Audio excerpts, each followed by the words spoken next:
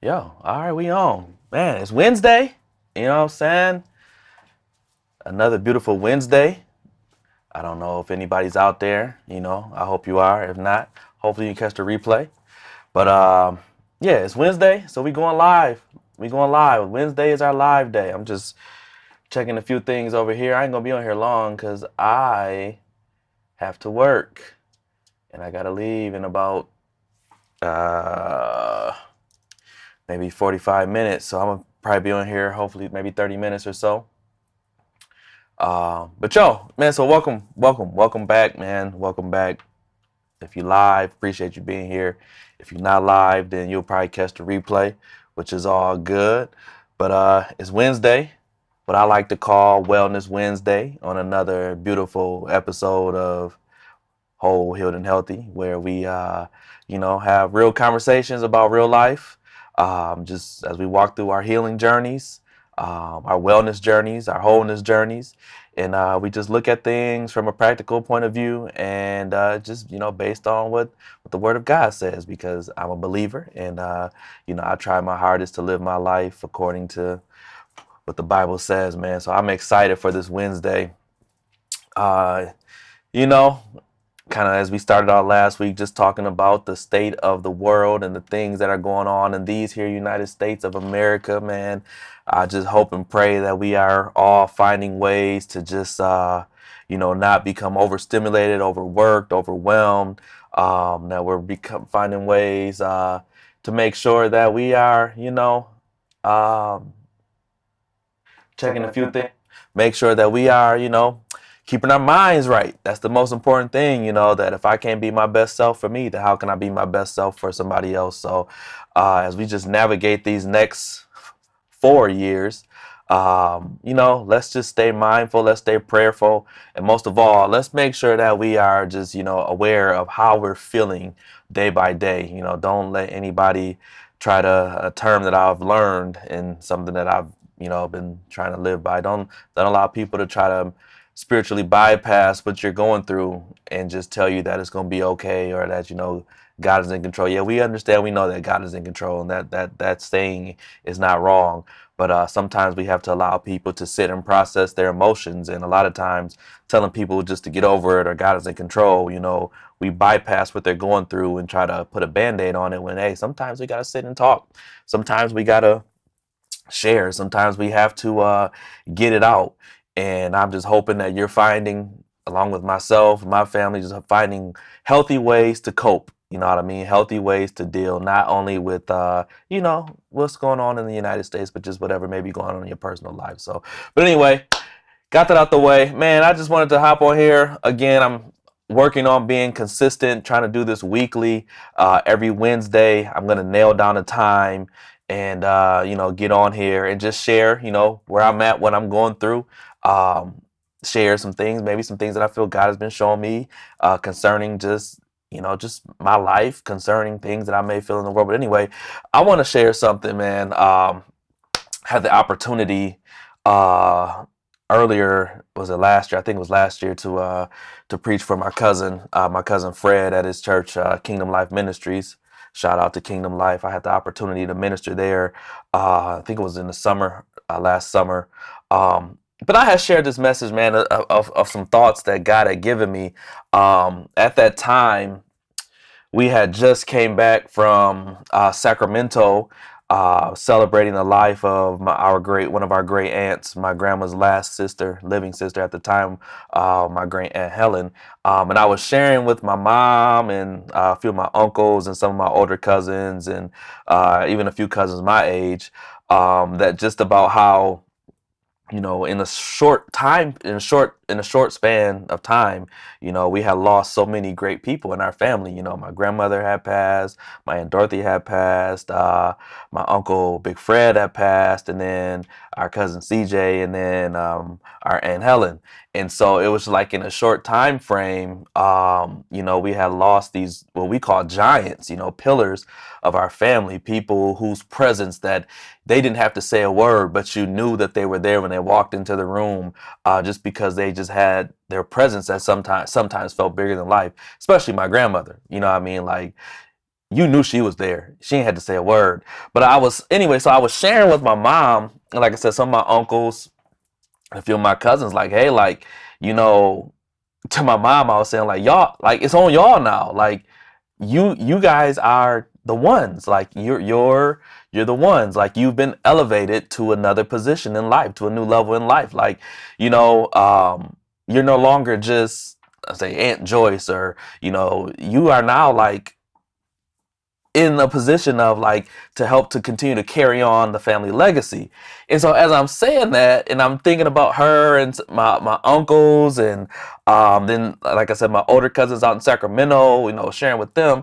And as I'm saying that, I start thinking like not only them, but now my age group, we the new aunties and we the new uncles. You know what I'm saying? Like we're the family. We're the family guys and family girls.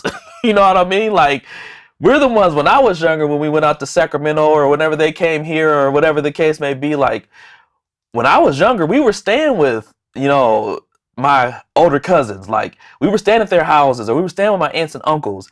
And now, now we the aunties, we the uncles. I saw a post on Facebook, somebody put, if we the new pastors, this world is in trouble. I said, no, that's crazy. Like, if we're the new pastors, then this world is in trouble. And I thought it was funny because they were just basically saying, like, some people don't even know how to pray. But anyway, so I was sharing that. And so, like I said, I had the opportunity. What's up, broski? So I had, like I said, I had the opportunity to minister at my cousin's church. And so I ministered on that thought about how, you know, when one era ends, another era begins. You know what I mean? And as much as we you know, grieve the loss of our family, you know, these great figures in our family, you know, we grieve loss, and we know that, there are two things certain: we're gonna live, we're gonna die. And as much as we grieve the loss, you know, the thought came to me is like, you know, that era has ended, and now a new era is beginning.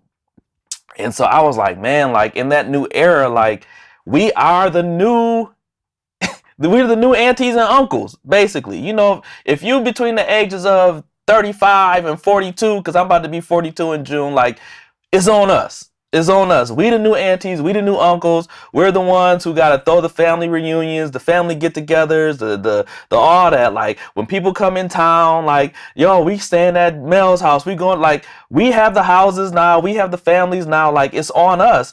And so I was thinking about that, and God had took me to the story of Samuel.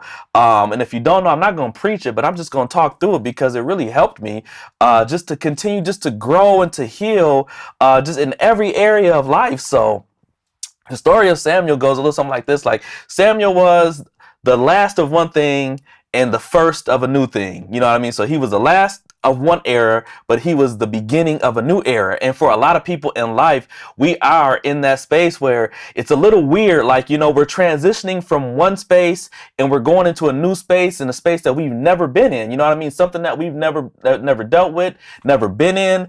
And so we're just like, hey, like, this space is man, it's tough to take that in because, yes, bro, Charles, you're absolutely right. I'm about to call you Servo, either one, but bro, you absolutely right, because we look, and that's one thing that I was sharing with my family was like, my grandmother just had this way of making everybody feel like you were her favorite.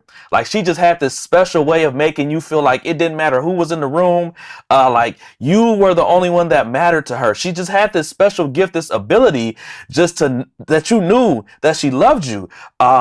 You know, and so I was thinking about that, and I'm like, man, there's so much wisdom, so much knowledge, you know, that has been lost, and it's on us now to be the ones to carry that thing forward. And so for a lot of people, you're right, in that space where it is tough to lose a loved one, or to lose a friend, or to lose a job, you know, whatever, like, because grief doesn't just happen when people die. Grief comes in different ways. We grieve things. We grieve losses of jobs, losses of relationships, losses of marriage, loss of money. Bruh, you lose some money, you gonna grieve that thing, you gonna be hurt and try to figure out how to get it back. So grief is real. And that is a real space and a tough space to be in. But I love that as I was in that space in my own life, and still am, to be honest with you, because I'm learning and growing. But it just taught me, like, you know what, like, what they gave us lives on. What they instilled in us is gonna live on. And I call my generation, like I said, if you are my age, between the ages of 30, 35, and 42, like, I'm getting, I call us the bridge gappers, because we're able to bridge the gap. And I say that because it's like I was born in '83, so I saw the rise of, like, MTV, right? You know what I mean? Like, then we saw the rise of beepers and cell phones, and then I saw the inception of the internet. So from AOL to Black Planet to MySpace. So then I saw that. Then I saw how the internet began to evolve to cell phones, right? Like, I remember I had a Sidekick, the joint that you open up and da da da da da. Then you had the BlackBerry for the BlackBerry, you know what I mean? Then you got the iPhone, right? And the iPhone was crazy. But then you had the Motorola Razr, and so the Nokia joint with the snake on it. So what am I saying is, like, I feel like my generation, the ones who are in their late 30s going into their 40s, like, we have the best of both worlds, because not only did I see that on the natural side, that in the spiritual realm, or in the spiritual side, on the church side, like, I saw how people prayed. You know what I mean? I learned how to pray from my parents. I watched my dad get up every day, and I saw him pray. I saw him study the word. He instilled that in me. I went to church, and they had Sunday school, and in Sunday school they instilled these things, the foundational things of how to live right, how to treat people right. So I saw that. That's inside of me. And so now, at the age of 42, seeing how this newer generation, they don't see a lot of the things that we saw. Yeah, they're getting a lot of great things, and this generation is the TikTok and all that. Like, I don't even mess with TikTok like that. I'll be on there scrolling, laughing, but I don't post on there that much. Not that I can't, but that's not what I do. But I call my generation the generation that I feel like is the generation that can help bridge the gap even more so, because I feel like, just like Samuel, that we are the last of one thing and we were the beginning of another thing, of a new thing. You know what I mean? Like, we saw MTV rise. We saw the rise of music videos. Like, we saw all these things. We were there. We were born in it. And we were raised in it. Like, I knew how to play outside, and then I knew how to go play on my PlayStation. You know what I mean? Like, it was a balance. And I feel like a lot of what's happening now is like we have no balance. But I feel like this generation, my generation, is really called to help bridge that gap, because I know enough of the slang that I don't feel left out.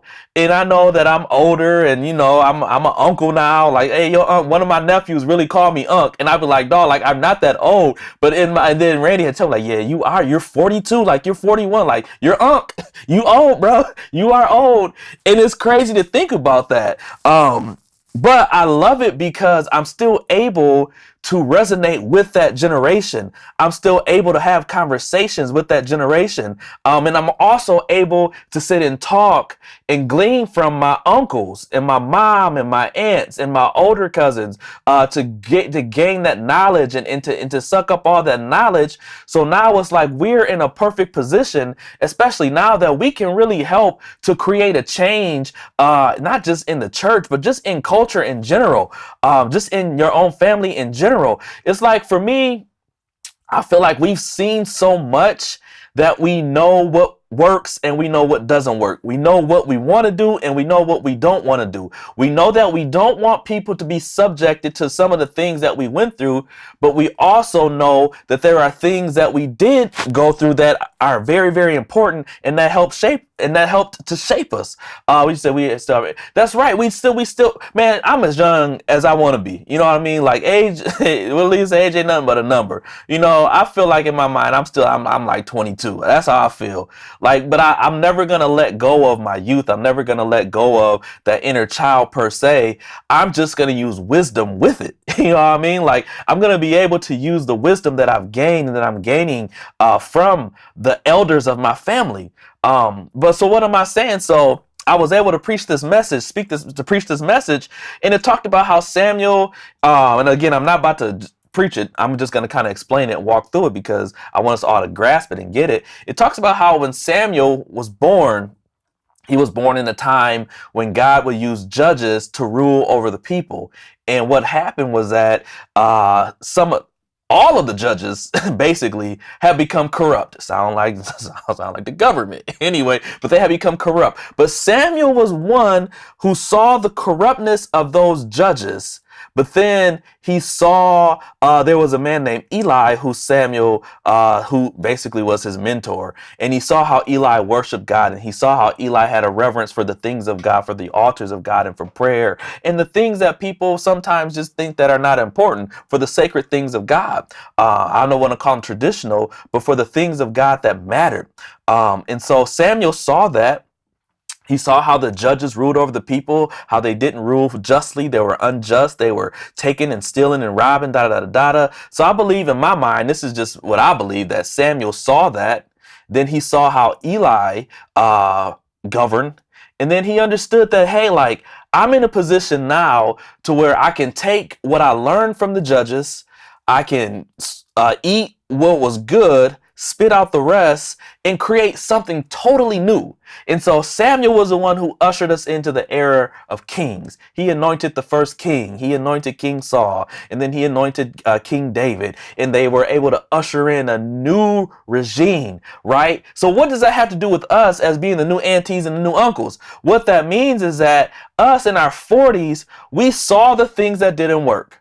We saw the things that I don't live under that under that notion of what's done in this house stays in this house, or sweep it under the rug, because that's how we continue cycles of abuse and mistrust and all those things that have been so detrimental to us. I don't believe in that anymore. You know, I saw things that did not work. I saw things that were not right. I saw abuse. I saw misuse. I saw mistreatment. And I'm just talking in general. I'm saying there are things that we all saw, things that we've lived through. And it's like, hey, like, I want to be better. And so like Samuel, we have the opportunity, like we're the last of a generation and we're the first of a generation. You know what I mean? Like we're the end of, I think there was like I don't know the generation before, I don't know the baby boomers, whatever, but like we're the end of whatever those generations were. And we were the first to see, really, like, man, think about it. We grew up with the internet. I grew up with MTV. I grew up with AOL, ASL, sex locate. That when you hit somebody with that, you guarantee. And we on there at 12 and 13. Oh, they're telling you 16 and telling, like, you know what I'm saying? Like we were in that generation where I saw again the first iPhone. I don't think I had the first iPhone. I think it was like the iPhone 5 or 6. But anyway, like I had the iPhone. I had a BlackBerry. So I saw technology evolve, and as technology evolved, I was able to evolve with it, right? I learned how to get on the internet. Think about it. If you was on MySpace, man, our generation should be like having all types of tech jobs, because we coding, making web pages with glitter falling out the sky, and you got music playing in the background. We doing HTML code, all types of crazy stuff at 13 and 14, just trying to have the best MySpace page, MySpace page, so I can be in somebody's top 8. That's crazy, right? Like I'm trying to be in your top 8, and at 13, 14, I know how to code. I know how to write code. I can't do it now, but those are the things that we grew up in. We knew how to do it. You know what I mean? And we saw the inception of it. We saw the conception of it. We saw it grow, and then we saw it fade away. We saw Black Planet grow, and then we saw it fade away. I was there when Facebook, you had to have a college email address to get on Facebook. You know what I mean? Like, that's when Facebook first started. You had to have a college email address to get on Facebook. That's how long I've been on Facebook. Some of y'all coming on here like, oh, no, you had to go to school. You had to have a .edu. My Facebook, my email to log in is still my Eastern Michigan University email address. So that's what I'm saying. Like, our age group, I really feel like we are the generation that can help bridge these gaps, whether it be bridging the gaps in the church, because y'all know we need to bridge some gaps in the church. We wonder why so many people are leaving or don't want to attend, because people are tired of what they saw, what they've been through, and nothing is changing. And so I don't feel like people are walking away from God. I feel like people are walking away from systems that don't recognize God.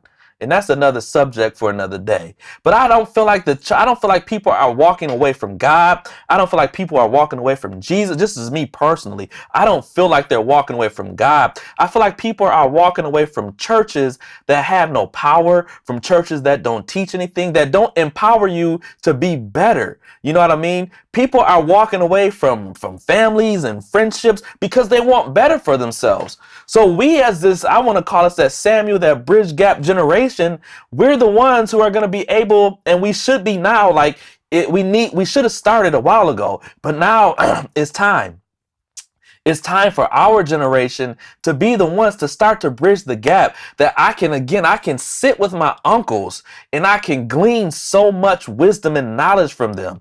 Like, I love talking to them. I love talking to my parents. I love hearing stories about where they came from, how they grew up, how we got here. I love to hear those things because it gives me a sense of purpose to know all the things that we endured, all the things that we had to go through, and we're here. And we take that, and now we have to pass that message to the next generation to say, hey, you're not here by accident. We didn't survive all this just for us to not achieve anything. There's greatness in all of us. And so as Samuel was able to, we have to bridge the gap to love. We have to. This is what I feel that God has called me to do, to help bridge that gap.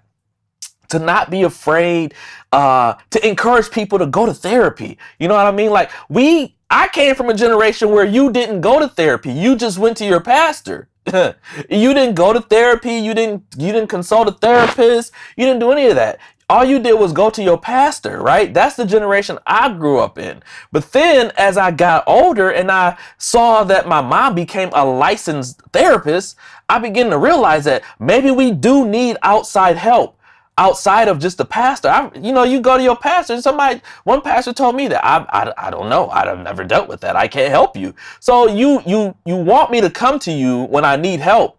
I come to you because I need help. And your response to me is, I don't know. I can't help you. I've never dealt with that. Then I say, I'm going to go see a therapist. And then your response to that is just trust God and pray and have the Holy Spirit. No, that's the generation I grew up in. Those are the things and the stigmas that I feel like I'm called to help break. Because if you bust your knee up, you're going to see a doctor to get that surgery. So if you're struggling mentally, you're struggling with your mental health, why not go see a professional who can help you deal and cope, right? But we came from that generation that didn't believe in those things. We came from a generation, just pray. Just pray. I believe in the power of prayer. But after I pray, I need something to help me cope. So Samuel, again, was the one who helped to he literally ushered in a new era. Not only did he usher in a new era, he established something that will live on forever.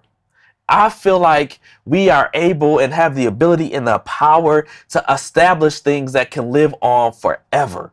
Like, your life experience is great. What you've been through is so great. There are so many of us who have gone through things and our life experience has become vast. And you didn't go through that just to go through it.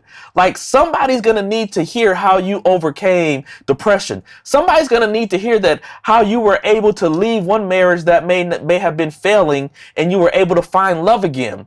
Because some people just believe that, damn, you divorced, that's it. But that's another story. I believe that we all deserve and should be happy.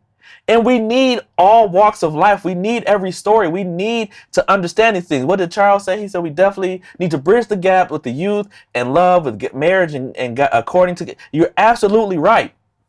Like, we have to show people that you can still love, you can still stay. Like, those things are still here. And then if you choose to never get married, that, what I'm saying, it's your choice.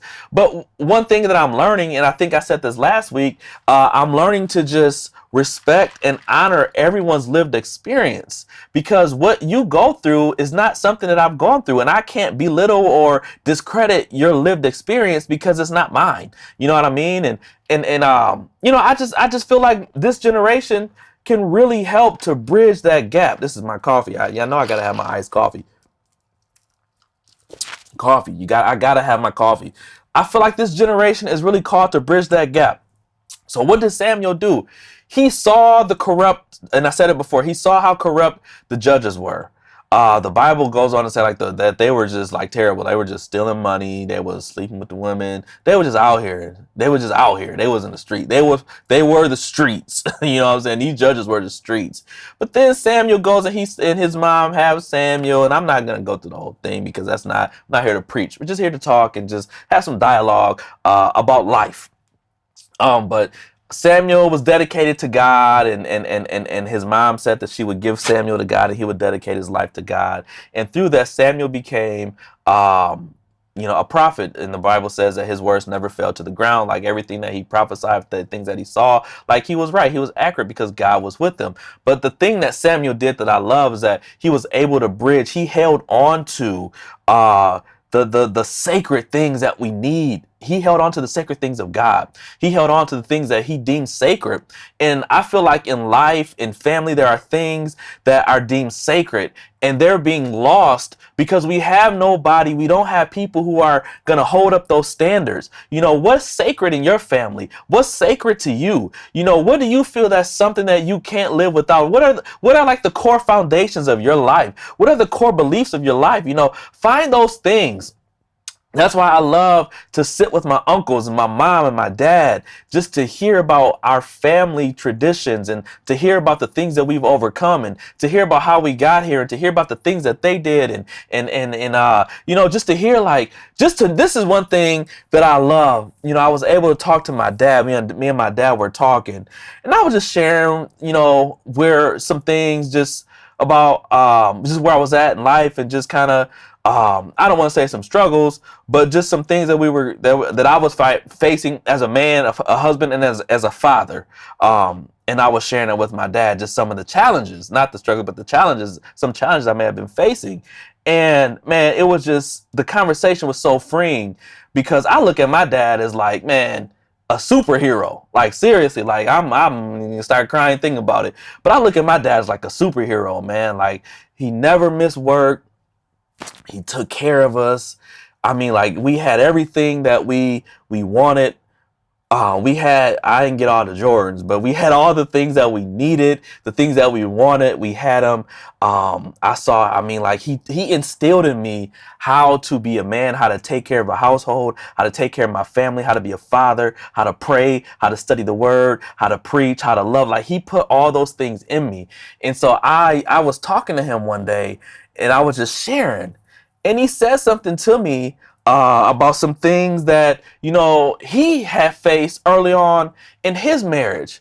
And when I tell you, man, I almost broke down and cried because to hear him say that is what I needed to hear. And he just was sharing about how, that they had to move things around and some of the things that they had to do to make it and to get to where they're at now. And it just gave me so much reassurance to know that I'm okay. Like, you know what I mean? Like what I'm going through is not far-fetched. The challenges that I may be facing, they're not far-fetched. It's not crazy. You're not wrong. You're not off. And just to have that knowledge and understanding and just that wisdom from him, man, it meant the world. And it just changed the trajectory of how I look at certain things. And so why am I saying that? I'm saying that because now that I'm a father, now that I'm a husband, now that I'm to my nephews and my nieces, I'm Uncle Mel, now that I'm that person to them, I have to be able to make sure that I can do for them what my dad has done for me. And that's how you continue legacy.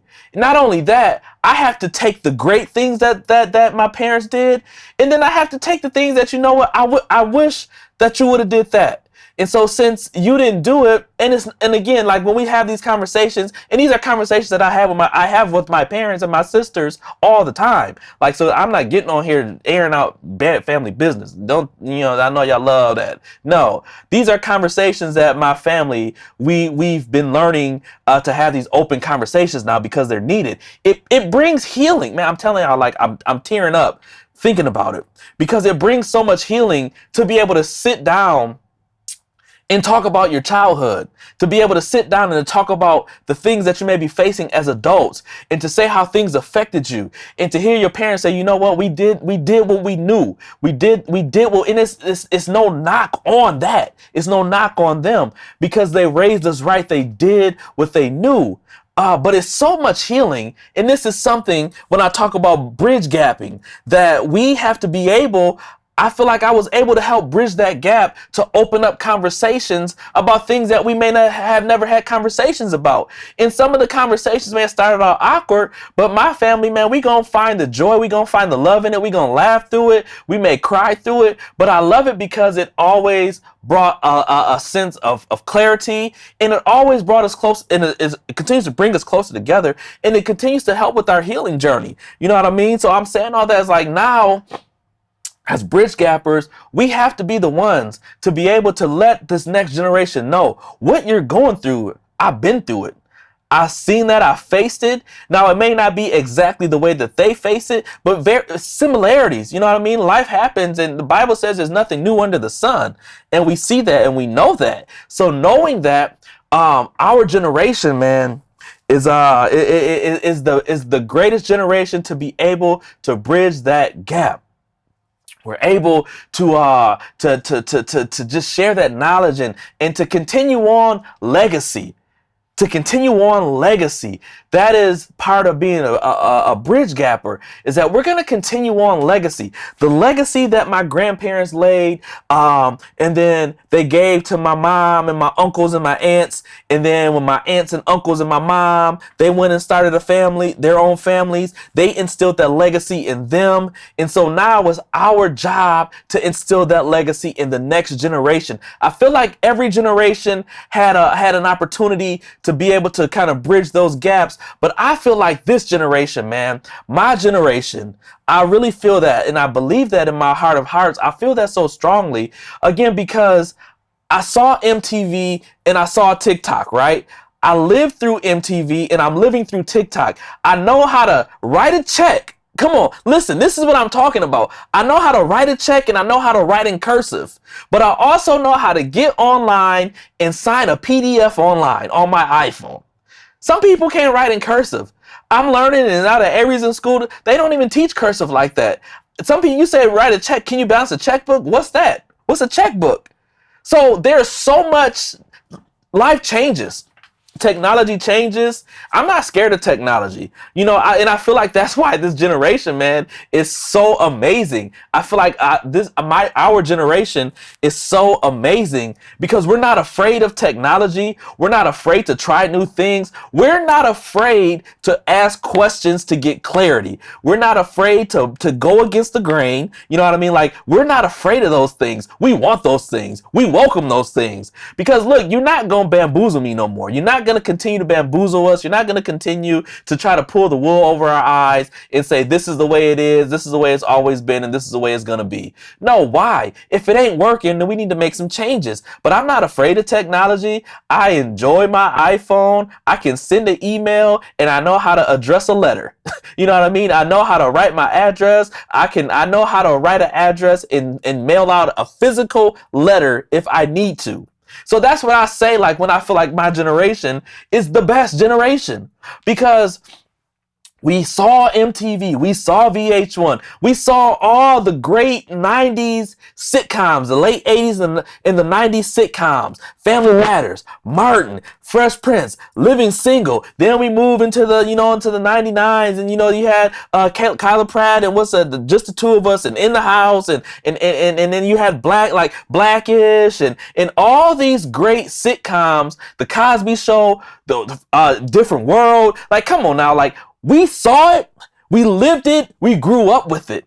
So now I'm not afraid of Netflix. I love Netflix because now Netflix is bringing back all the things I used to watch. You got Netflix, you got all this technology, and I'm not afraid of it. My generation is not afraid of the technology. So what am I saying? I just hope and I encourage that as we continue to learn and grow, is that we really reach back and really pull up this next generation that's coming, because they need guidance. We needed guidance. and more so they need it more than ever. We can reach them. I don't feel like people are walking away from God. I feel like people are walking away from church and finding God in different spaces. We have, man, we have oh my bad.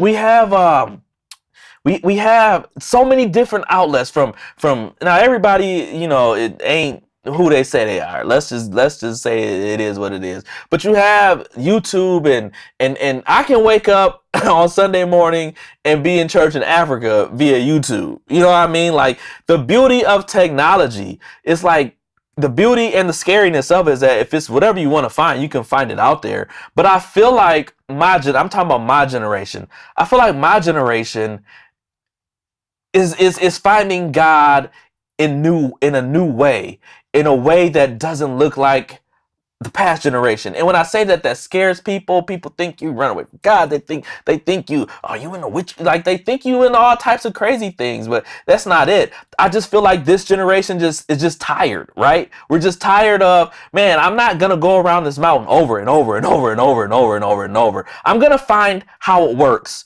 And when I find out the way that it works, I'm gonna do it that way because this is what works. Again, this generation, I grew up in the church. I was probably born in church. My parents is preachers. I'm a preacher. You know what I mean? Like, it's in me. It's in my blood. It's in my DNA. It's what we do. My family. I have cousins who are preachers, cousins who have started churches. It's in my DNA. It's in me. Let me pull up some of these comments. Yes, it's in me. So because it's in me, I'm always going to lean in towards the church.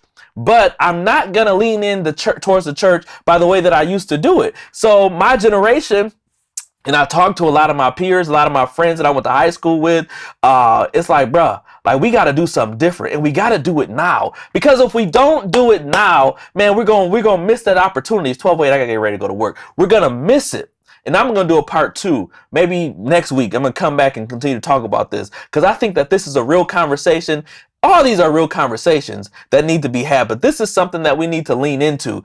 But man, we're finding God, and we're not finding him in the traditional church. And that scares people because once you say, yeah, oh man, I went to church for the first time in like 7 months on last Sunday, and it was great. I was able to sit in, went to Oasis of Love to support Pastor Corey Pryor and his family, and I was able to sit in, man, and I loved it. He brought an amazing word and continue to pray for the Pryor family, and it was just good to be back in the building. But just because I hadn't been to church like 7, 8, 9 months doesn't mean that I left God. It doesn't mean that I lost my salvation, that I'm no longer saved. Because back in the day, you missed church 2 Sundays in a row. When you come back, you at the altar repenting. They trying to make you throw up, casting out demons and devils. I'm like, bro, man, I had to work 2 days, two weeks in a row, and you got me up here like I didn't repent. I got to repent in front of the church for missing church. Like, come on, man. My generation is tired of those types of things, teachings and things. It's like, yo, I have a life, I have a family. You work, I work 40 hours, 50 hours a week. I only get 2 days off. Sometimes I don't want to show up. Sometimes I want to spend time with my family. Sometimes I want to spend time with my wife. Sometimes I want to spend time with my daughter. It just is what it is. But don't demonize me. Man, I'm telling you, this is conversation that needs to be had. Don't demonize me because I don't show up. Yo, I just didn't come. I'm still saved. I still love God. As a matter of fact, we prayed and read the word at home. We had our own church service. So what am I saying? I'm saying this because I got to go to work. Man, I should have got on here earlier. I got to go to work. That our generation, come on, man. You was born in 1980, between 1980 and 1990. I'm saying from 1980 to 1989. That's my generation. I don't know. That's me. That's my generation. Come on. So I talked to my friend. Oh, that's what I was saying. I talked to my friends. We have conversations. I just ran into a friend a couple weeks ago at one of my little cousin's birthday parties. We were just laughing about how old we are and how tight knit our class of 2001, shout out, we the greatest, continues to be 20 some odd years later. You know what I mean? Like, we're still tight knit when we see each other. It's just like we talked yesterday. But what am I saying? I gotta go. I'm saying all that to say this, is that me and my friends, we talk and we share things.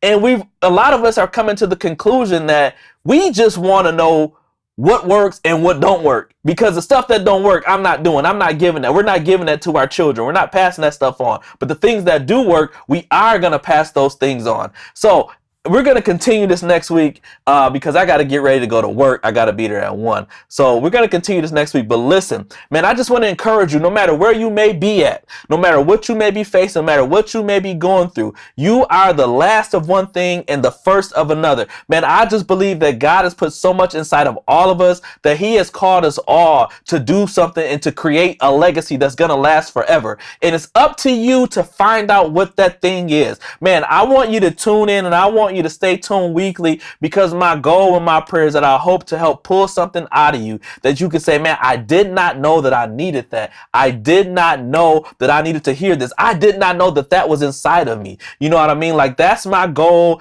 That's what I feel that I'm called to help pull out greatness inside from each and every one of us. So wherever you may be at in your healing journey, man, keep walking.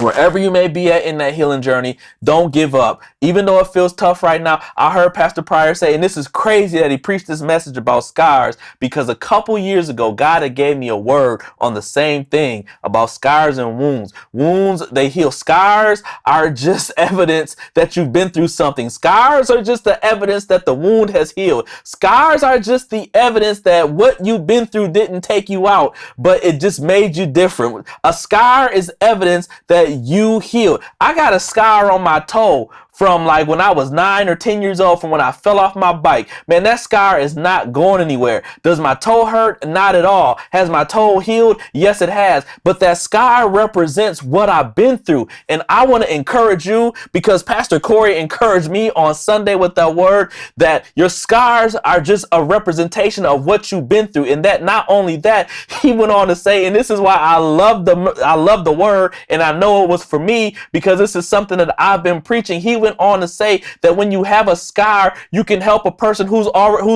recently been wounded, because you can show them, yeah, you see that knee, you see that scar on my knee? I busted up my knee just like you did, and I had surgery. I still got the scar, but I bet you I could beat you running because I'm healed. Scars are evidence of healing. Come on, man. Your scars are just evidence of your healing. So I want to encourage you, don't give up. Man, Pastor Corey, he encouraged me on Sunday when he shared that word, and it's wild because I'm going through my notes like, bro, God gave me the exact same word 2 or 3 years ago, the exact same word, and it was like, man, so on time. So listen, I got to go to work, but I pray that you're encouraged. I pray that you continue to bridge the gap. I pray that you find somebody to pour into. Come on, I got my cousin Christina. Listen, man, I'm back next week. Next week I'm coming. I'm back at 10:30. I'm getting on here at 10:30 that next week. So I want to encourage you, man, find somebody that you can pour into. Find somebody that you can water. Find you somebody that you can pour into. The thing, and I gotta go. The thing that Samuel did, he went and found a David. Find you a David. Find you somebody that you can say, you know what? I'm going to pour into you because I see greatness in you. I see something inside of you that just needs to be cultivated. That just needs to be, come on, it needs to be cultivated. So man, I love y'all. And when I say that, I mean that. I pray that you're encouraged. I might hop on later on this week, depending on how this snowstorm is going to be, because I might be here with Avery, and y'all already know Avery is about to be everywhere. But if time permits later this week, I'm going to try to hop back on. But if not, man, I will see y'all Wednesday. I love y'all. Be whole, be healed, and be healthy. Man, love y'all. Peace.